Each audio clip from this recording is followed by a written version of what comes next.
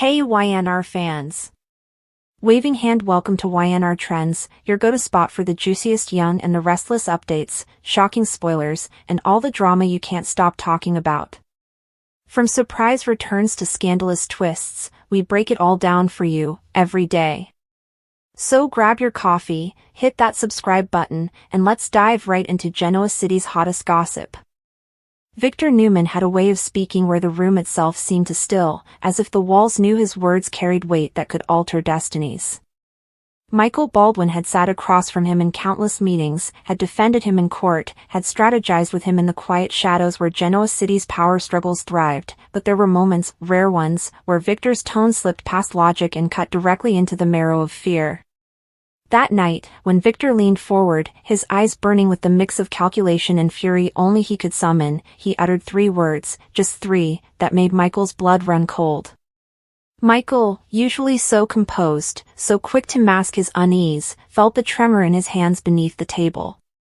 He tried to hide it by clasping his fingers together, but he couldn't stop hearing those words echoing, growing louder in his mind, and he knew with dreadful certainty that Victor meant every syllable. Michael had worked with men who bluffed. He had tangled with criminals who used threats as a tool to intimidate. But Victor wasn't a man of empty threats.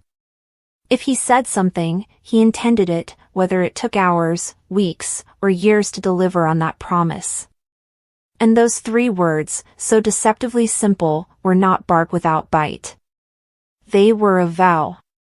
He had heard Victor say plenty of ruthless things in his career, but these words weren't about posturing. They were about inevitability.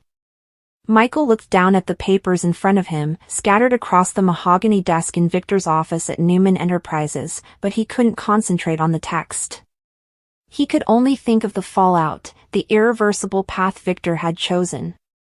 Jack Abbott's name was scrawled in bold print on half the documents lying between them, his signature absent because the entire scheme had been orchestrated to force Jack into a corner he could not escape. For weeks, Victor had spun the threads of a betrayal designed to make Jack stumble, to cripple Jabot in ways that would leave it gasping for survival. Michael had been pulled into the orbit of the plan not as an enthusiastic participant, but as a reluctant ally, bound by years of loyalty and debts owed. Still, he had warned Victor. Quietly, cautiously, he had reminded him that Jack had slipped through traps before, that his resilience was as legendary as Victor's own determination. Victor had dismissed him with the wave of his hand, insisting Jack's fall was imminent. But tonight, as those 3 words reverberated in Michael's chest, he realized what he had feared most: Jack Abbott had managed to evade the trap, and the betrayal had not only failed but backfired. The plan had been meticulous. Contracts rewritten in subtle ways, deals nudged into dangerous territory, allies of Jabot lured with promises too tempting to resist. Michael had drafted some of those legal maneuvers himself, though each stroke of his pen had felt heavier than the last. He told himself he was only doing his job, only protecting Victor's interests, but part of him knew it was a vendetta dressed up as business. Victor's obsession with Jack was not merely about competition. It was personal, always personal, and this plan was meant to humiliate, to destroy, not just to win. Yet somehow Jack had sniffed it out. Somehow Jack had turned allies back to his side, had uncovered flaws in the contracts, had rallied people Michael hadn't even considered. And now, instead of Jack trembling under Victor's foot, it was Victor sitting in his office with Michael across from him, eyes narrowing into a dangerous calm that frightened Michael far more than any outburst would have. "You understand what this means," Victor said finally, his voice low, controlled. Michael nodded, though he wasn't sure he did. What it meant in practical terms was one thing: Jack Abbott was safe, Jabot was intact, and Newman Enterprises had nothing to show for weeks of clandestine maneuvering. But what it meant on a deeper level was something else entirely. Victor had been defied, thwarted, denied the satisfaction he had been chasing. And when Victor was denied, people paid the price. Michael shifted in his chair, suddenly very aware of the silence pressing against his eardrums. He wanted to ask what Victor planned next, but his throat was dry. Then Victor leaned back, his eyes unblinking, and spoke those 3 words. They were not shouted. They were not even spoken loudly. But they carried the weight of thunder. Michael felt his jaw tighten, 1,000 instincts firing all at once: fight, flight, persuasion, anything to steer Victor away from the course those words promised. He opened his mouth, then closed it again. What could he possibly say? Every time he tried to reason with Victor in moments like this, the man found a way to remind him that loyalty was not optional, that questioning him was equivalent to betrayal. And yet, Michael couldn't just sit silently. His voice, shaky despite his effort to steady it, broke the silence. He reminded Victor of the risks, of the eyes already watching Newman Enterprises after the whispers of corporate espionage had begun to spread. He argued that another aggressive move would only paint a larger target on their backs. But Victor's expression didn't change. Those 3 words had sealed something within him, a resolve Michael recognized as immovable. Outside the office windows, Genoa City glittered in the night, lights twinkling like false promises. Michael thought of Lauren, thought of Finn, thought of everything he stood to lose if Victor's war spiraled further out of control. He had been in dangerous situations before, but this one felt different. This one felt like the ground itself was tilting beneath him, dragging him toward an abyss he hadn't agreed to approach. He had tried to tell himself he could walk away at any time, that he was too seasoned to be pulled fully under Victor's sway, but tonight that illusion cracked. He was bound tighter than he had ever admitted, and the fear gnawing at his gut was proof. Jack Abbott might have won this battle, but in doing so, he had unleashed something far more dangerous. The intricate tapestry of betrayal, ambition, and familial conflict on the young and the restless is woven with moments of profound silence as much as it is with explosive dialogue. Few moments in the recent history of the series have captured this dynamic with such chilling precision as the scene between Victor Newman and his son, Michael Baldwin, wherein Victor uttered 3 simple words that cut through the comfortable illusions Michael harbored and laid bare a terrifying reality. The context of this exchange, the catastrophic failure of a plan to betray the formidable Jack Abbott, transforms those 3 words from mere statement into a verdict, a harbinger of inescapable consequences that reverberate far beyond the plush confines of the office in which they were spoken.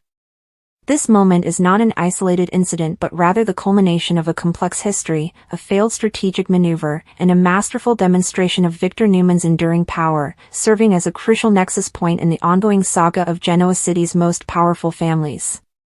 To fully appreciate the weight of Victor's words, one must first understand the intricate web of alliances and animosities that led to the ill-fated plan. Michael Baldwin, while a Newman ally and the family's longtime legal defender, occupies a unique and often precarious position. His marriage to Lauren Fenmore Baldwin intrinsically ties him to the business world and social sphere of Genoa City, which often requires a delicate balancing act. His primary loyalty, however, has been consistently purchased and secured by Victor, a man who commands allegiance through a potent mixture of generosity, intimidation, and an uncanny ability to appeal to the self-interest of those around him. Jack Abbott, on the other hand, represents the eternal rival, the only figure in Genoa City whose history with Victor spans decades, a rivalry built on a foundation of business conquests, romantic entanglements, and profound personal betrayals. Any plan involving these 3 men is inherently fraught with peril, given the deep-seated grudges and shifting sands of loyalty that define their interactions. The specific plan to betray Jack was likely born from one of the cyclical escalations in the Newman-Abbott War. Perhaps Jack had gained a temporary upper hand, securing a valuable asset or uncovering a damaging secret about Victor or Newman Enterprises. In response, Victor, a grand master of corporate and personal chess, would have devised a counter-strategy. This strategy, as it so often does, involved a degree of subterfuge and the use of a pawn that could be moved close to the king. Michael, with his legal expertise and his perceived neutrality in the eyes of the Abbotts, would have been the perfect candidate. The plan might have involved Michael gaining Jack's trust under false pretenses, perhaps offering legal counsel on a sensitive matter or brokering a seemingly independent deal, only to be orchestrating a trap that would leave Jack vulnerable, financially ruined, or publicly humiliated. For Michael to agree, the incentives presented by Victor must have been substantial, or the implied threats for non-compliance too dire to ignore. He would have entered the arrangement with the trepidation that accompanies any gamble against a player of Jack's caliber, but likely with a measure of confidence instilled by Victor's infamous track record of success. However, Jack Abbott is no ordinary mark. Despite his often portrayed sentimentality and occasional vulnerability, Jack is a survivor, a scion of a rival dynasty who has learned every one of his ruthless lessons from the same school of hard knocks as Victor. He possesses a keen, paranoid instinct for betrayal, honed by a lifetime of being outmaneuvered and outmanipulated by the very man now plotting against him. The failure of the plan, therefore, was almost a foregone conclusion to anyone outside of Victor's sphere of invincibility. Jack would have sensed the shift in the wind, noticed a slight inconsistency in Michael's story, or received a cryptic warning from an unexpected source, a common occurrence in Genoa City where information is the ultimate currency.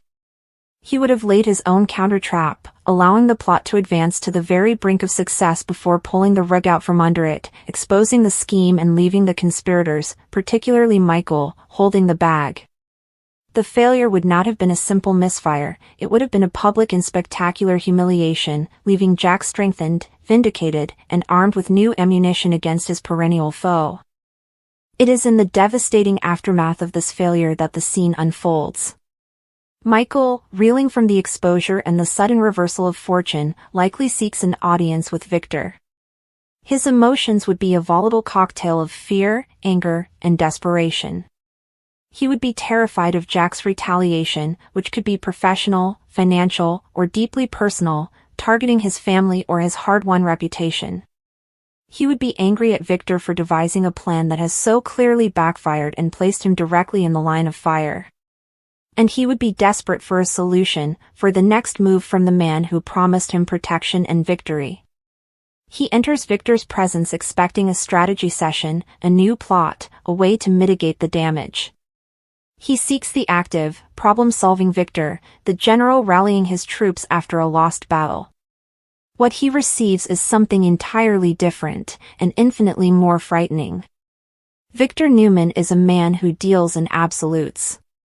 Loyalty is rewarded beyond measure, but failure, even perceived failure, is met with a cold and terrifying finality. He does not see the complex interplay of chance and a worthy adversary's skill, he sees a result. And the result is that the plan failed. Michael, as the instrument of that plan, is therefore tainted by that failure. Victor's demeanor would not be one of shared frustration but of icy calm. The room, often a stage for his grand pronouncements, would grow cold. He would assess Michael not as a valued ally in a temporary setback, but as a liability. It is in this atmosphere of chilling appraisal that Victor delivers his line.